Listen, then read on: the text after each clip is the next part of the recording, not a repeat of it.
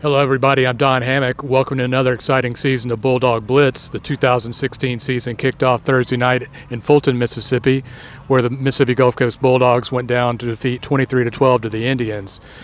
Bulldogs will get back on the field on next Thursday in Perkinston at newly renovated A.L. May Stadium, and we'll be there to bring you more. Tonight on Bulldog Blitz, we'll talk with Coach Chad Huff and defensive coordinator Steve Davis about Thursday night's game. Coming up later on Bulldog Blitz, we'll have a player profile with Isaiah Buggs, the four-star defensive end. Shows that he has more talents than just on the football field. He's got a little skill behind the keyboard. And later on, we'll look at the 2016 Mississippi Gulf Coast soccer teams as they get ready to start the season. Looks like promising seasons and a great new facility in Perkinston. Coming up next, we'll talk with Coach Huff and Coach Davis. We're on the field tonight in Fulton where Mississippi Gulf Coast fell to Itawamba 23-12. Coach Huff, that's a tough way to start the season. Hey, it is. Ain't it? Nobody wants to start the season off 0-1. That's for sure. Not our goal. Wasn't our goal, coming up here. Our goal was to come up here and get back home with a victory, knowing we were going against a great Itawamba football team. We knew that they had talent, and I knew they were going to play hard and give us our best football game. We made. You talk about first games of the year, the team that makes the fewest mistakes, the team that gives themselves a chance to be successful by not, playing in a way that can give the other team advantages. At times, like we did tonight, you're not going to win the football game. And, hats off to Coach Cannon and his football team. They did a terrific job, a great job tonight, having his guys ready to play. Don't know how well we played. I think we could have played obviously a lot better. I know we're capable of doing better, and just way too many mistakes offensively. Too many false starts, snaps, procedures, turnovers, drop balls, in key situations that could have changed the drive and kept some chains moving. Had some opportunities, but we got to step up and make some plays. I'm counting on some guys tonight that was, we had a few guys step up, make some plays, but never not enough. I know in the kicking game we didn't play well enough. With the botched punt there, snap, the punter dropping the snap there on a fourth down, having to scramble with it.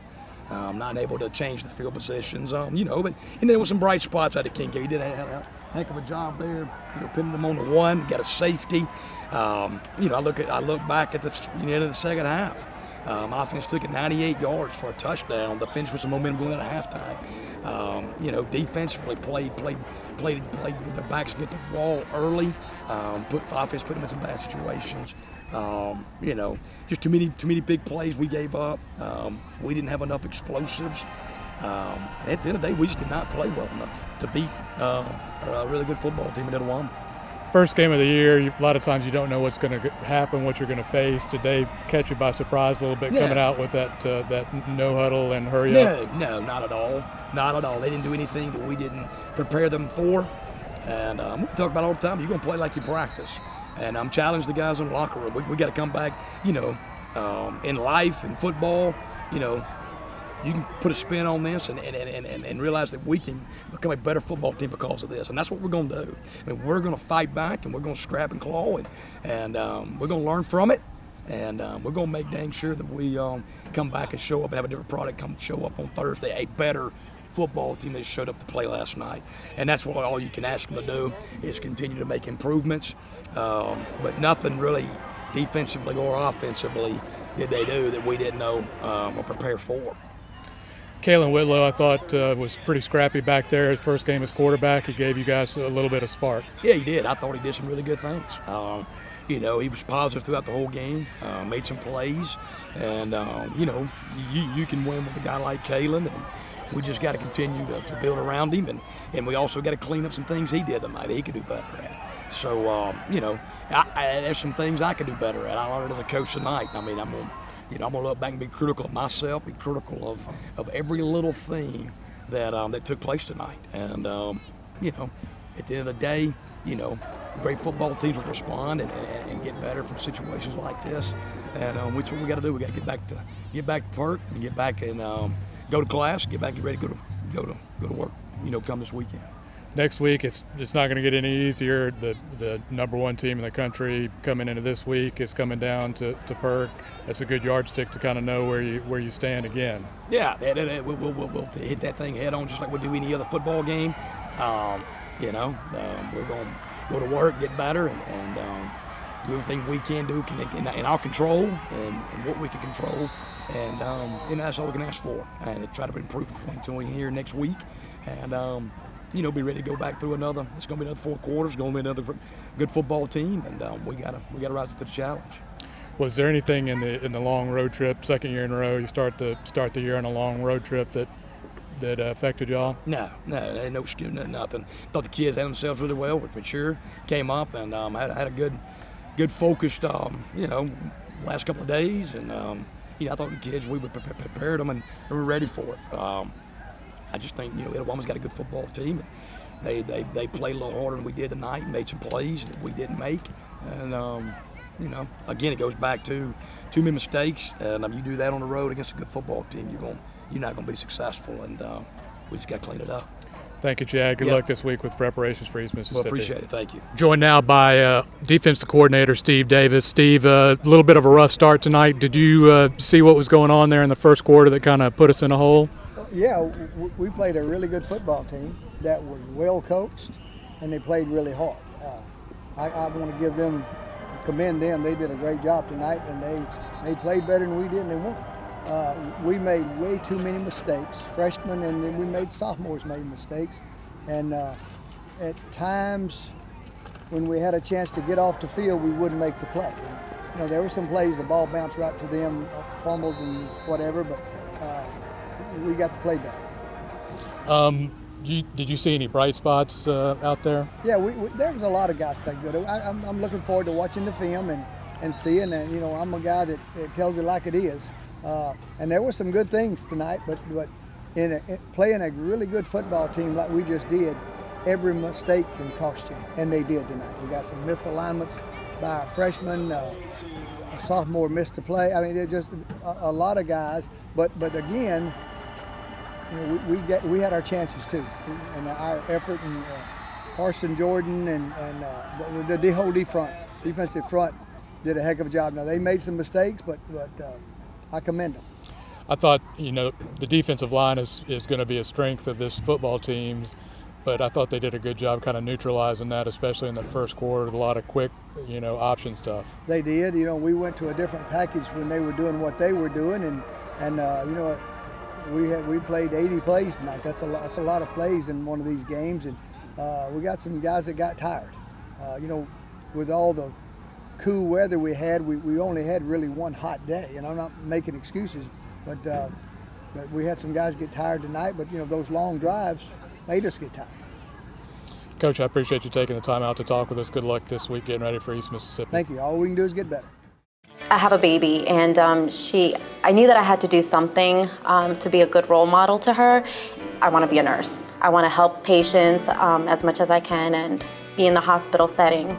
The parents that are in the class, we all know what we're going through with each other, and we just, have each other's back, I guess. We help each other as much as we can, and we know that with kids, it's not so easy.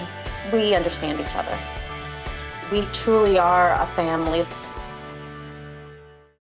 Isaiah Buggs is a 6'4", 290-pound defensive end who's a handful for the opposition, but he uses his hands for other things. He's really good behind the keyboard, and he finds that it helps him relax when he's away from the football field. Let's take some time to meet Isaiah Buggs.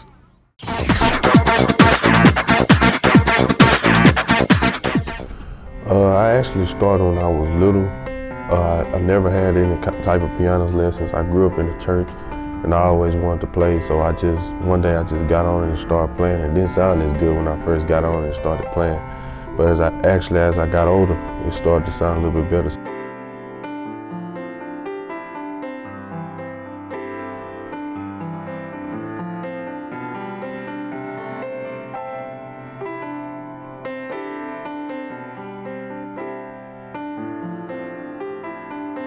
What people don't understand, music is another world, and it really separates yourself and music all together. So when you're in music world, is nothing else can come between you and music. So it's really a good thing.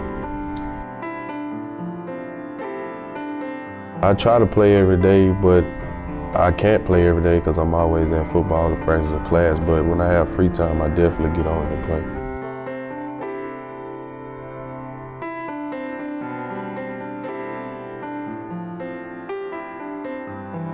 Music and football is both focused things, so when you're dealing with music, you want to stay focused. Also, when you're at football and on the field, you want to stay focused. So.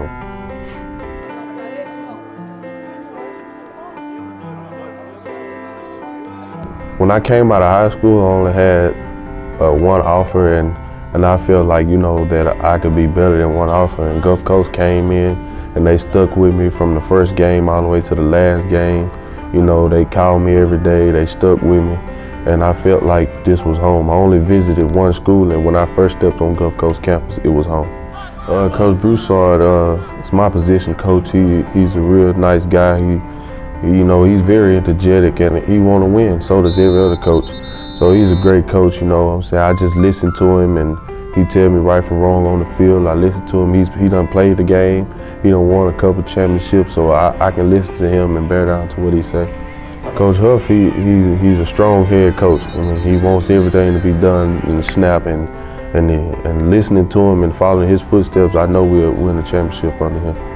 Last year when I first came in, I knew they wanted me to play a big role. So I came in, I played a big role, but I think this year that I have to step it up because my role is even bigger now. So I have to step it up and become a team player and a leader to the team so we can win the championship. My leadership style, you know, I'm very loud and motive, high motor. You know, once I do something and the team see it's right, they're gonna follow along with me. So it's a great experience for me having. The team could be very deadly. We're strong, powerful on both sides, fast. Just about half of the team last year is coming back, so it's gonna be a real exciting season.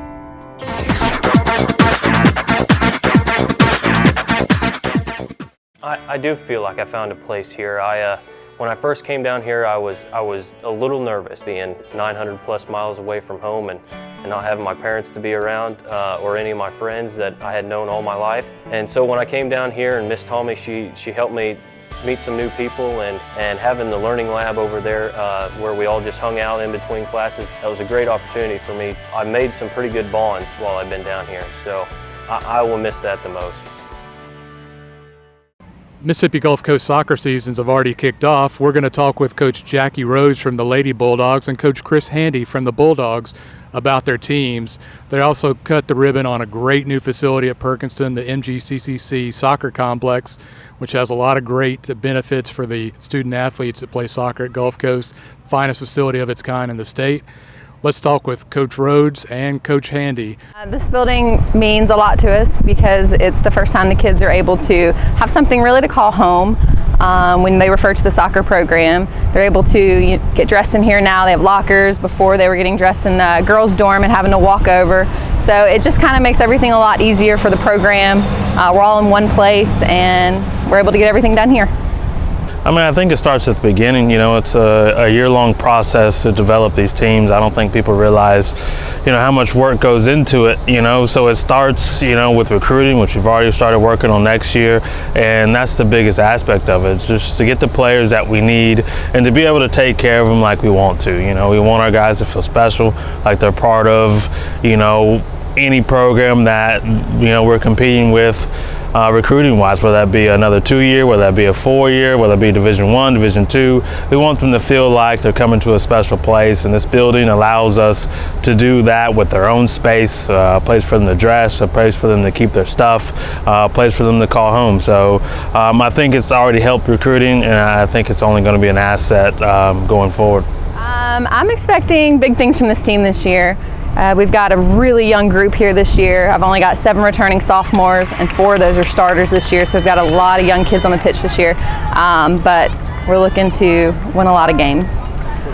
We always pride ourselves on defense, but this year we are in attack mode a little bit more than we have been the years past. We've got a lot of attacking players this year that are going to put the ball in the net, so we're looking forward to that. Talented, versatile for sure. You know, I think, you know, in the conversation we have with the coaches as we look at different lineups and we look at different opportunities, it kind of becomes a moot point because, you know, in some way, you know, it kind of depends on what the other team lines up. I think we can put guys in a lot of different places. We're comfortable with a lot of guys at different places, and that's not something we've had in years past. It's usually been, you know, these 6, 7 guys are set and we move some guys around them. Well, in this lineup, I think there's about 2 guys who are set, and everybody else is can be moved on based on how they're playing, whether they're playing well, whether they're working hard, and that's a big asset as a coach. It's always the same, you know, you want to win the league, you know, but we're going to start small, and that's we want to win this first game.